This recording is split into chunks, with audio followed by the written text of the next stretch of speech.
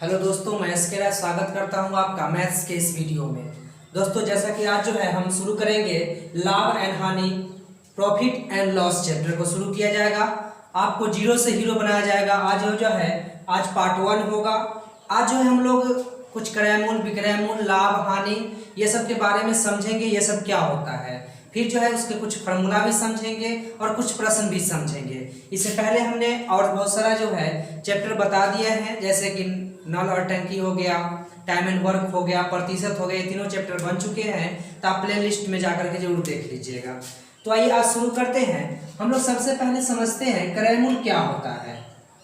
क्रय मूल्य तो आप जानते हैं कि क्रय मूल्य क्या है। तो आप अगर मार्केट में जाते हैं कोई सामान को खरीदने, तो जिस मूल्य पर आप उस वस्तु को खरीदते हैं, जैसे मान लिया सपोर्टेड हम गए मार्केट, ये मार्कर अगर हम 25 रुपये में खरीदे हैं, तो ये हमारे लिए क्या हो गया, क्रय मूल्य हो गया। हमारा क्या हो गया, क्रय मूल्य हो गया। विक्रय मूल्य क्या कहते हैं, विक्रय मूल्य क्या हो गया, तो विक्रय मूल्य का मतलब होता है कि जिस मूल्य पर किसी वस्तु को बेचा जाता है। जैसे कि अगर ये दुकानदार जो है अगर हमको 25 रुपये बेचा है, तो दुकानदार के लिए विक्रय मूल्य कितना हो गया, 25 रुपया हो गया, और हमारे लिए क्रय मूल्य कितना हो गया, 25 रुपया हो गया। क्योंकि मैंने खरीदा है, तो खरीदने वाले रेट को क्या बोलेंगे, क्रय मूल्य, और बेचने वाले मूल्य को क्या बोलेंगे, विक्रय मूल्य। उसके बाद आप समझिए, कभी कभी आपको ऊपरी व्यय या फिर अलग खर्च, आउटी खर्च भी दिया हुआ रहेगा। ऊपरी व्यय का मतलब हुआ, जैसे मान लिया जाए कि आपने एक पुरानी बाइक 5,000 रुपये में खरीदी, फिर आपको जो है वह मार्केट में ले जाकर के उसको बनवाना पड़ा, रिपेयरिंग कराना पड़ा, उसमें आपको 2,000 रुपये लग गया, तो ये ऊपरी व्यय हो गया। तो ऊपरी व्यय जो हो गया वो कितना हो गया, 2,000। तो इस तरह से 5,000 और 2,000 कुल जो उस पर व्यय हमारा हुआ, कुल कितना खर्च हो गया, तो वह कितना हो जाएगा, 7,000 हो जाएगा। तो कुल व्यय उसको बोलेंगे, कुल लागत उसको बोल सकते हैं। यदि आपसे कहे कि कुल लागत क्या है, कुल लागत, तो यह लागत जो होता है यह होता है क्रय मूल्य को किसके साथ जोड़ देंगे, ऊपरी व्यय के साथ जोड़ देंगे। ये दोनों को एक साथ कर देंगे तो ये हमारा क्या हो जाएगा, कुल लागत हो जाएगा। तो ये बात जो है आप आसानी से समझ गए होंगे। कुल लागत को जो है अगर एक साथ लिया जाए तो उसको क्रय मूल्य के बराबर समझा जाता है। अब ध्यान दीजिएगा, क्रय मूल्य जैसे कहीं कहीं कहा जाएगा, अब वहां पर जैसे कि कोई वस्तु 5,000 में खरीदा गया, उस पर 2,000 रुपये जो है ऊपरी व्यय खर्च हुआ, तो बताइए कुल क्रय मूल्य कितना हो जाएगा, किस तरह से कितना क्रय मूल्य हो जाएगा, तो इसका कितना पड़ जाएगा, 7,000 रुपये पड़ जाएगा। ये भी समझ गए होंगे। तो ये क्रय मूल्य, विक्रय मूल्य, ऊपरी व्यय और कुल लागत, ये आप समझ गए होंगे। इसी तरह से दो टर्म होते हैं, एक होता है लाभ और एक होता है हानि। अब बात को समझिएगा हमारे, लाभ किसे कहेंगे, तो जब हम किसी वस्तु को कम में खरीद करके अधिक में बेचेंगे तो उसको क्या बोलेंगे, लाभ बोलेंगे। लाभ हुआ मतलब फायदा हुआ। आप देहाती भाषा में प्रयोग करते होंगे कि हमको फायदा हो गया है, मुनाफा हो गया है, तो उसको क्या बोलेंगे, लाभ बोलेंगे। जैसे ये मार्कर अगर हम 20-25 रुपये में खरीदे हैं और कहीं जाकर के हम इसको अगर 30 रुपये में बेच देते हैं, तो हमको 5 रुपये का क्या हो गया, लाभ हो गया। तो ये लाभ जो होता है यह जो आएगा वह किसके घटाने पर आएगा, तो यदि आप विक्रय मूल्य में से क्रय मूल्य को घटाते हैं तब आपको क्या प्राप्ति होगी, लाभ की प्राप्ति होगी। मतलब कि लाभ कमाने के लिए हमको हमेशा विक्रय मूल्य जो है ज्यादा रखना होगा और क्रय मूल्य क्या करना होगा, कम रखना होगा। मतलब यदि हम जितना में खरीदे हैं उससे अधिक में बेचेंगे तब जाकर के हमको क्या होगा, लाभ होगा। आगे समझिएगा हानि क्या है, तो हानि का मतलब हो गया कि घाटा लग गया। क्या हो गया, घाटा लग गया। जैसे हमने ये मार्कर 25 रुपये में खरीदा और कहीं जाकर के 20 रुपये में ही बेच दिया, तो हमको 5 रुपये की हानि हो गई। तो 5 रुपये की हानि हो गई। तो हानि जब कब होगा, जब हमारा क्रय मूल्य अधिक रहेगा और विक्रय मूल्य कम रहेगा। तो इसका जो फॉर्मूला होता है वह हो जाता है क्रय मूल्य माइनस विक्रय मूल्य। क्या हो जाता है, क्रय मूल्य माइनस विक्रय मूल्य। अब ध्यान दीजिएगा, क्रय मूल्य, अब जैसे फार्मूला लगाया, अब कहें कि जो ऊपरी लागत, ये कुल लागत दिया हुआ है। अगर हम बोले जैसे कि अभी जो एक बाइक जो है 5,000 में हमने खरीदा था, 2,000 ऊपरी व्यय लगा था, तो 7,000 रुपये पड़ गया पूरा। अब अगर हम इसको मान लिया जाए कि 8,000 में बेच देते हैं, तो मुनाफा कितना का हुआ, तो ये कुल व्यय में से ना इसको घटाएंगे विक्रय मूल्य में से। अब ऐसा नहीं कि आप क्रय मूल्य इसको में घटा दीजिएगा इसमें से, और ये नहीं, कुल व्यय में से घटाएंगे। तो ये बात आप ध्यान रखिएगा कि लाभ बराबर आप यह भी कह सकते हैं विक्रय मूल्य माइनस क्रय मूल्य, या यहाँ पर हम कुल व्यय भी समझ सकते हैं। क्या समझ सकते हैं? कुल व्यय भी। यहाँ पर भी आप जो है क्रय मूल्य की जगह पर क्या समझ सकते हैं?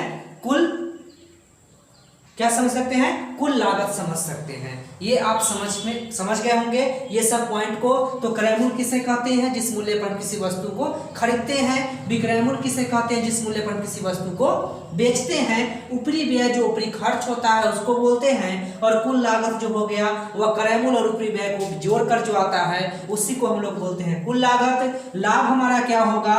तो विक्रय मूल्य माइनस क्रय मूल्य होगा, और लाभ तभी होगा जब हमारा विक्रय मूल्य अधिक और क्रय मूल्य कम हो। हम देखते ही बता देंगे लाभ कब हुआ था, जब अधिक में बेचा गया है, कम में खरीदा गया है तो लाभ हो गया है। यदि अधिक में खरीदा गया है, कम में बेचा गया है, इसका मतलब हानि हो गया है। तो ये दोनों ही पॉइंट जो है आप समझ गए होंगे।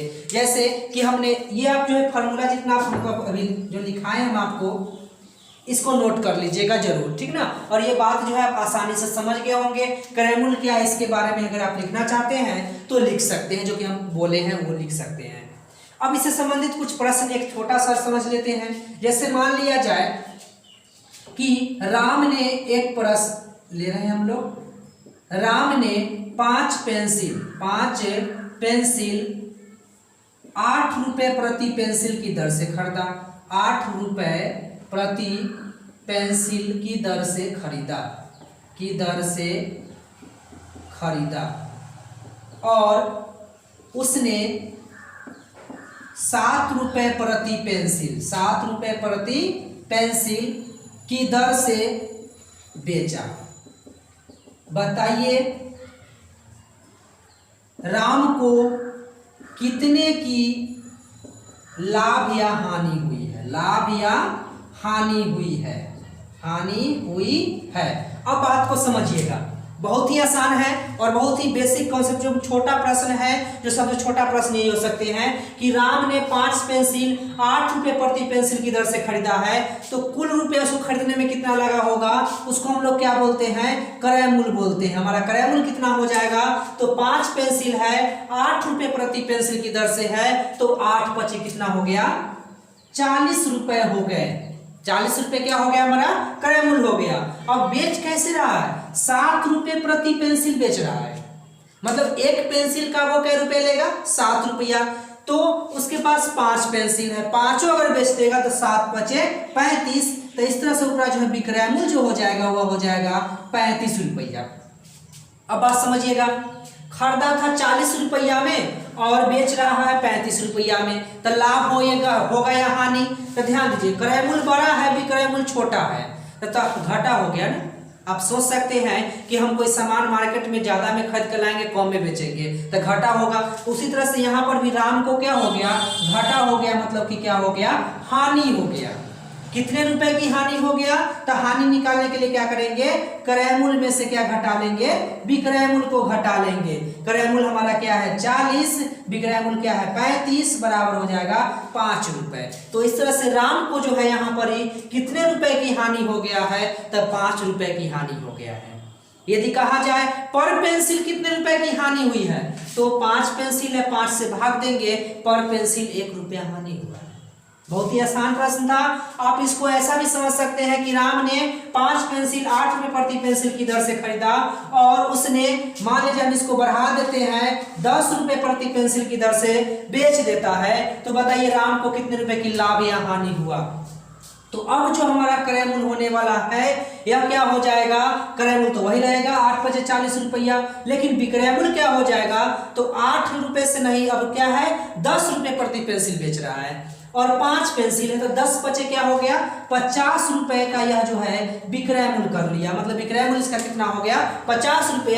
अब ध्यान दीजिएगा, कम में यह खरीदा है और अधिक में बेचने का काम कर रहा है। तो जब भी हम कम में खरीदेंगे और अधिक में बेचने का काम करेंगे तो हमको क्या होगा? लाभ होगा।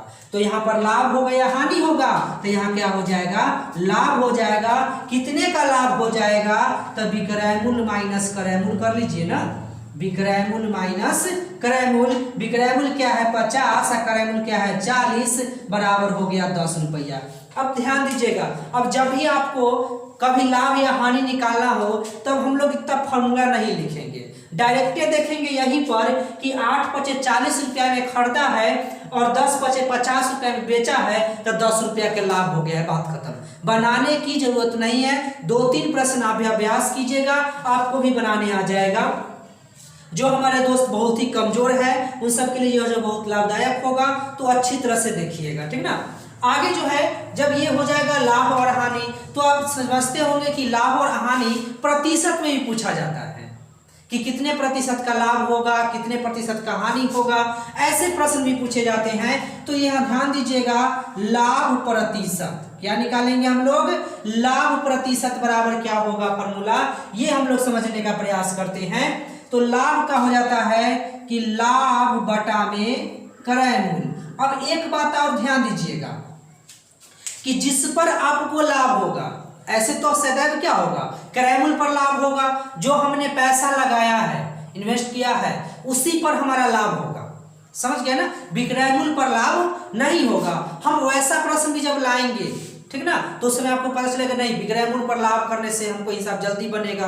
तो मैं ऐसे प्रश्न आगे हम लोग पढ़ेंगे। तत्काल में आप यह सोचिए कि लाभ जब भी होगा आपको क्या होगा, क्रय मूल्य पर लाभ होगा।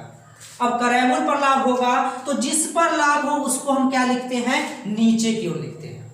कहाँ लिखेंगे, नीचे। और जो लाभ हुआ है उसको आप कहाँ लिखेगा, ऊपर। और गुना में क्या कर दीजिएगा, 100। तो गुना में 100 क्यों, प्रतिशत में बदलने के लिए। प्रतिशत चैप्टर आप जरूर देखिएगा, इसमें हमने पहले प्रतिशत पढ़ा दिया है कि कोई भी चीज को, पूर्णांक जो है, कोई भी भिन्न को अगर प्रतिशत में चेंज करना है तो 100 से क्या कर लेते हैं, गुना कर लेते हैं। तो इसको क्या करना है, प्रतिशत में बदलना है ना, इसलिए 100 से गुना किया गया है। लाभ बटा में क्रय मूल्य, मतलब लाभ जो है क्रय मूल्य का कितना हिस्सा है, कितने प्रतिशत है, तो लाभ बटा में क्रय मूल्य गुने 100 हो गया। इसी तरह से आपका जो है हानि प्रतिशत भी पूछा जाता है। तो हानि प्रतिशत क्या हो जाएगा, तो यह भी पूछना ही है प्रश्न, बहुत ही आसान है। हानि बटा में क्या हो जाएगा, क्रय मूल्य गुने 100। आप जो है आसानी से याद कर लीजिएगा, ठीक ना। यदि लाभ प्रतिशत आपसे पूछा जाए तो क्या कहेंगे, लाभ बटा में क्रय मूल्य गुने 100। यदि हानि प्रतिशत पूछा जाए तो कहेंगे हानि बटा में क्रय मूल्य गुने 100। तो ये बात जो है आपको समझ में आ गई होगी, ज्यादा कंफ्यूजन नहीं करना है, हमेशा बटा में क्रय मूल्य लेना है। बात समझ गए होंगे। जैसे कि एक प्रश्न तो हमारे यहाँ आते हैं, इसको हम बनाने का प्रयास करते हैं। इसको हमने 2 तरह से बनाया था। एक से पहले जो बनाया था वह 7 रुपए प्रति पेंसिल बेच रहा था। तो ध्यान दीजिएगा, उस समय हमारा क्रय मूल्य कितना था, तो क्रय मूल्य तो 40 रुपया ही था, लेकिन विक्रय मूल्य कितना हो गया था, तो 7 रुपए बेच रहा था, इसलिए 35 रुपया विक्रय मूल्य हुआ था। और उस परिस्थिति में हमको क्या हो गया था, हानि हो गया था। और हानि कितने रुपए की हुआ था, 5 रुपए की हुआ था। यही अगर यहाँ पर क्वेश्चन कह दे कि राम को कितने प्रतिशत की लाभ या हानि हुई है, राम को कितने प्रतिशत की लाभ या हानि हुई है, तो ध्यान दीजिएगा यहाँ पर जो है ना हम लोग 7 रुपए प्रति पेंसिल वाला पहले बना रहे हैं, ठीक ना। तो यहाँ पर क्या 35 रुपया हो गया, 5 रुपया हानि हो गया। अब क्या निकालेंगे, हानि प्रतिशत। तो हानि प्रतिशत बराबर कितना, हानि बटा में क्रय मूल्य कितना, 40 गुने 100। बात समझ गए होंगे। हानि कितना का है, 5 रुपया का, बटा में क्रय मूल्य कितना है, 40 रुपया, और गुने 100। ये हम फॉर्मूला यहाँ पर आपको लिख दिए हैं।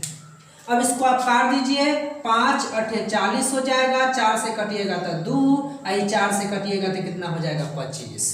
तो 25 बटा में 2 मतलब 12.5 जो है प्रतिशत की क्या हो जाएगी, हानि हो जाएगी।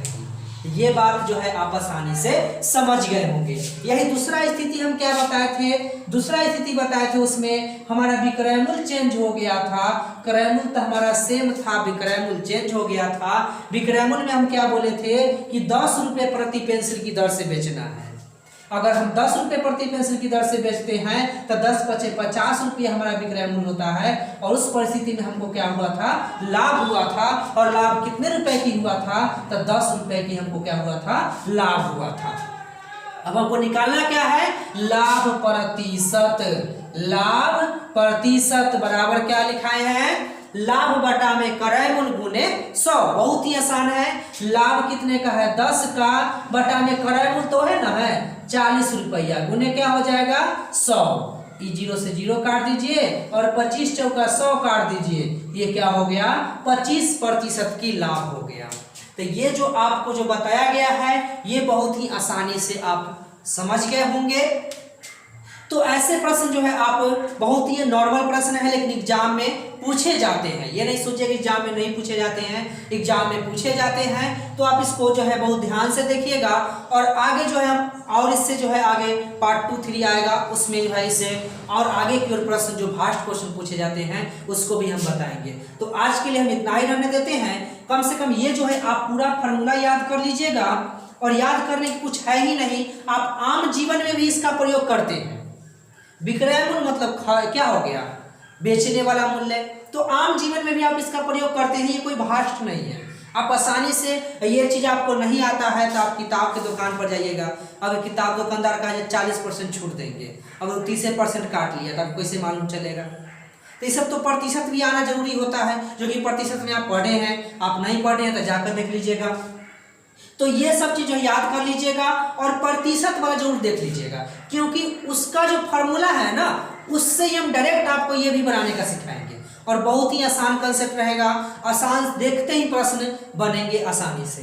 तो आज के लिए हम इतना ही रहने देते हैं, जितना से ज़्यादा हो सके अपने दोस्तों के भी शेयर कीजिए ताकि उनको भी वीडियो का जो है लाभ मिल सके। तो लाइक और सब्सक्राइब जरूर कीजिएगा और कमेंट करना मत भूलिएगा। तो धन्यवाद।